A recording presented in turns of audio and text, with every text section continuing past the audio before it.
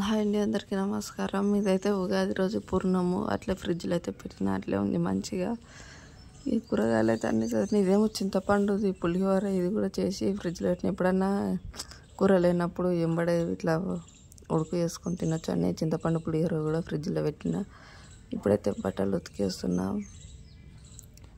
ఉతికి బట్టలు కూడా మడత పెడితే పని అయిపోతుందని బట్టలు ఇవన్నీ అయితే మడత పెట్టిన. బట్టలు మడత పెట్టిన తర్వాత ఈ గిన్నెలు ఉన్నాయి, గిన్నెలతో వంట అయితే చేసిన. వంట చేసినాక మొత్తం ఇక అన్నం కూర ఏం లేదని పులిహోర అయితే చేద్దామని అనుకొని మామిడికాయ తురుముని అయితే మొత్తం చిన్న చిన్నగా అయితే తురుమున పులిహోర అయితే చేయాలి.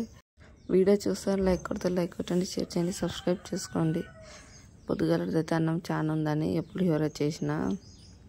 మామిడికాయ పులిహోర ఇప్పటికీ 2సారి మంచిగానే వచ్చింది, మంచిగానే బాగానే ఉంది.